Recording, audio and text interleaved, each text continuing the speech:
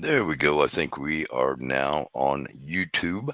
So I will say Guten Tag. Hello. Good evening. Thank you for clicking on and welcome. Um, Tonight's topic: are Republicans trying to torpedo Trump? Let's see. Hello, Fred. Good to see you as well. Again, thank you all for clicking on.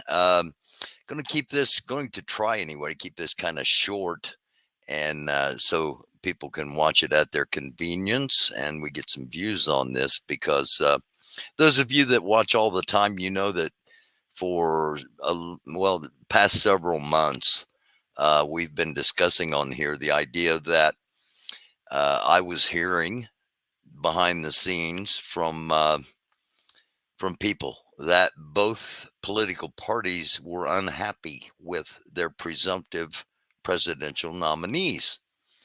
Um, that is obviously in full focus now with the Democratic Party, um, and it is possibly going on behind the scenes of the Republican Party. How so? Well, we'll get to that in just a minute. Hi, Pat. Thank you for watching. Thank all of you for clicking on. And let's get to it. Before I start talking about the possibility of torpedoing Trump, the Republicans doing so, I'm not going away. We're going to start out with the bookmarks and start out with something a little lighter. We're going to start out with alligators. And this is something I was not aware of until I saw this particular video. But in the hang on, I'm getting a okay. Nothing's wrong. Everything's broadcasting. Um, in the James Bond movie where Roger Moore as 007 runs across the alligators, I always, of course, thought they were, you know, mechanical alligators. In actuality, they are real alligators in the movie, and it took the stunt man 5 times to actually get um, the stunt done right. So the alligators were in the perfect position, and he was able to get the shot. And this 1 minute and 17 video shows you the outtakes, if you will.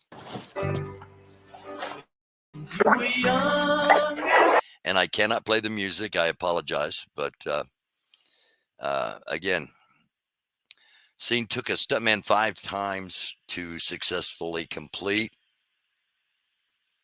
There's number 1, didn't quite make it, almost got bit.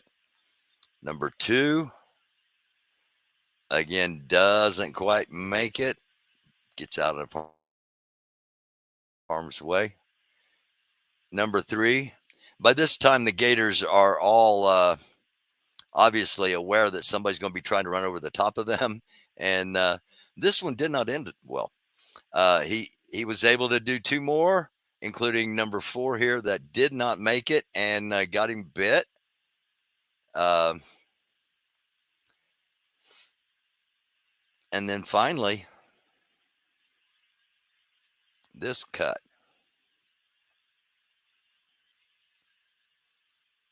where he was able to make it across. I don't know. I just like this kind of stuff, and we needed a little something not so serious to start the episode out tonight, because we got some serious stuff, as we always do. And again, thank you for clicking on. Grocery stores in Alabama and Oklahoma are installing vending machines that allow customers to purchase firearm ammunition. Terry Stanley, COO of Fresh Value, said he is super excited, quote unquote, to offer the first ammo kiosk. So, something I really never thought I would be reporting, but, let's run down to the grocery store and pick up a head of lettuce and some cheese and 50 rounds of 9mm Um, that's going to be available in Alabama and Oklahoma soon. According to Project 2025 on page 587 through page 589, an employer must be free to implement pay and other facially neutral policies that discriminate against women, older workers, the disabled, or minorities. And no federal agency should be able to intercede to stop it. They're basically wanting to discriminate, and no one should be able to intercede to stop it. Because if the government doesn't, who is going to? Just what I'm, one of the many things that I'm going to say, just something to think about tonight. Um, Also, this is starting to gain a little bit of traction. Um, and the question asked, why is MSNBC, CNN, ABC, CBC, the NBC network protecting Trump? They already accept the fact that he's a rapist, and that has been adjudicated in court, and a convicted criminal with more felonies impending. But they refuse to investigate the mountain of evidence pointing to his pedophilia. And it shows it's not just them. No, I'm sorry, shows not just him. They are safeguarding. Something to think about. Why is none of this been mentioned? The mainstream hasn't even talked about the Epstein files being released. We're going to talk about it a lot tonight because I think that's why uh, Republicans are trying to torpedo Trump, in my opinion. Okay, this is going on right now. This was from yesterday, but it's still happening right now. Watching a tropical storm, probable soon to be hurricane. I think it has turned back into the hurricane. It's about to hit landfall if it hasn't hit landfall. And the Heritage Foundation's Project 2025 wants to abolish the National Oceanographic Atmospheric Administration, which is responsible for monitoring hurricanes and daily weather forecasts. Why? Why? This is Bernie Sanders. Everybody thought Bernie had disappeared. Um, Bernie should have been the nominee instead of Hillary in 2016.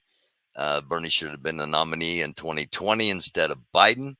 The Democrats stopped that in both cases, and it's because Bernie's not bought and paid for. But Bernie, above all else, believes in democracy.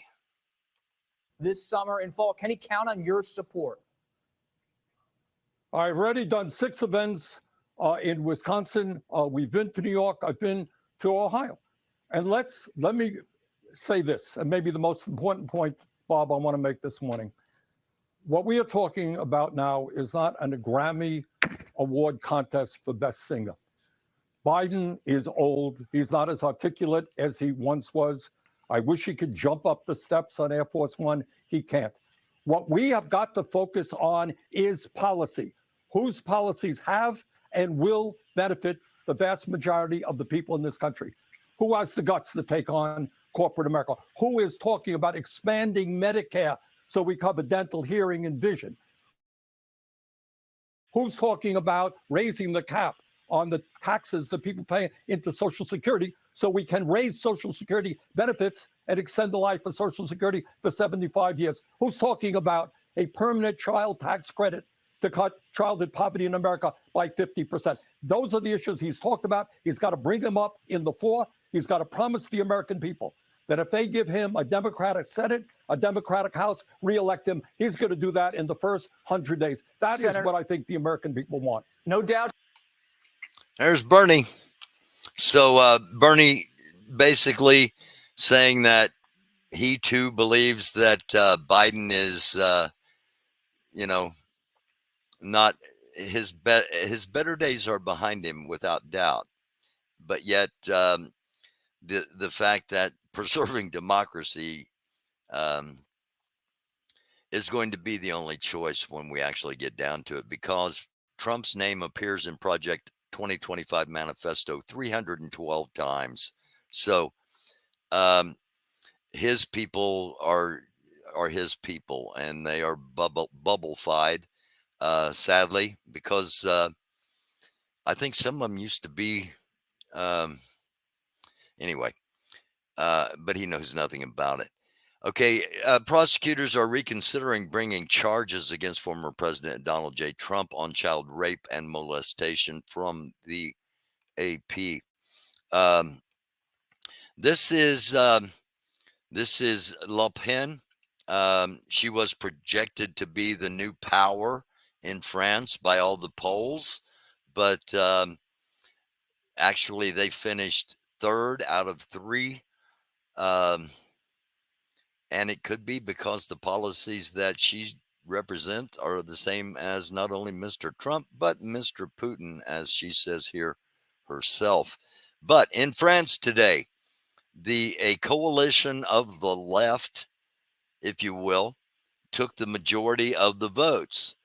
A coalition of the center took second, and then the far right movement that Le Pen was pushing, that was anticipated to win the election and bring about a mass amount of violence, did not happen. Instead, there was a mass amount of celebration going on in France.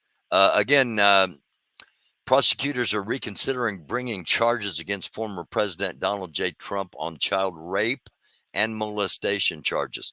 Okay, this is crucial, and this is why I think the Republicans are torpedoing Trump. I'm not saying it's a good thing or a bad thing. That's up to you to decide for your individual self. I'm just going to point out some things to you right now. First, let's begin with U.S. Attorney Alex Acosta. Alex Acosta was the U.S. attorney that gave Jeffrey Epstein the plea deal he was given, and Acosta eventually became labor secretary for one Donald Trump.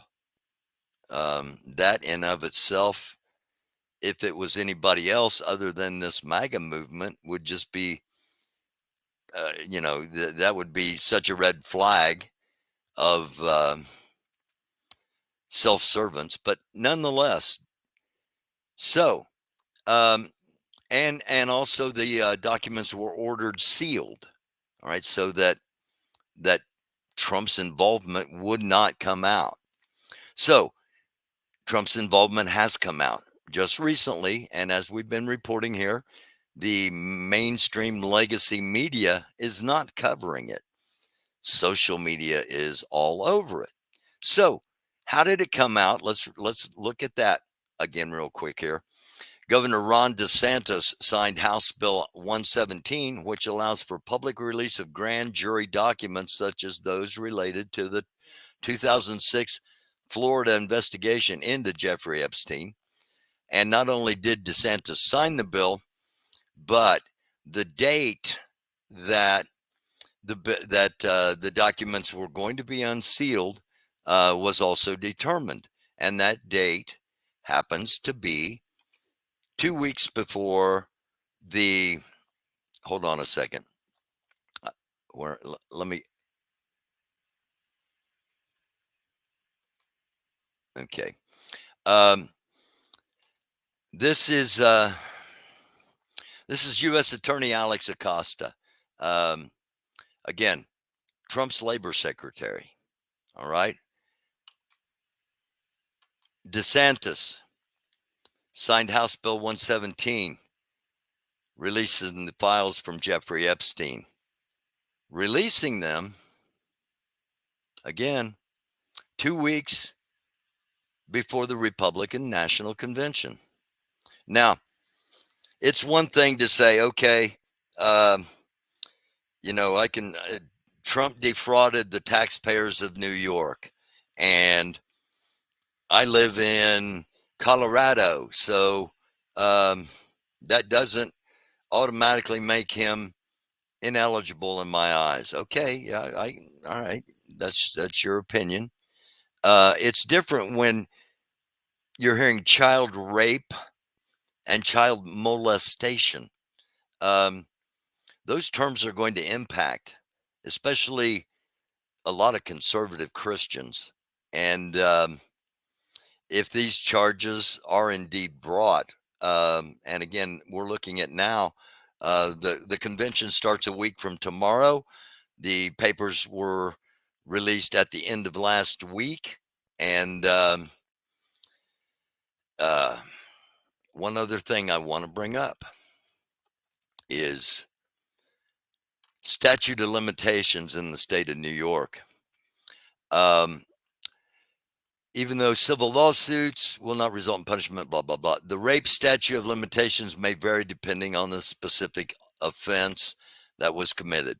For example, the statute of limitations for statutory rape in New York is 20 years for second-degree rape and 10 years for third-degree rape. Now, an alleged abuser may be charged with second or third-degree rape in New York if the victim was unable to provide consent because of their age or incapacity, like they were drunk at a party. This means that the prosecution will have 20 years to bring charges against a defendant who allegedly committed second-degree rape. Or the prosecution will have 10 years to bring charges against a defendant who allegedly committed third-degree rape. It's like raping, but not as bad. Now, it is important to note that there is not a statute of limitations in the state of New York for the crime of rape in the first degree or for predatory sexual assault against a child.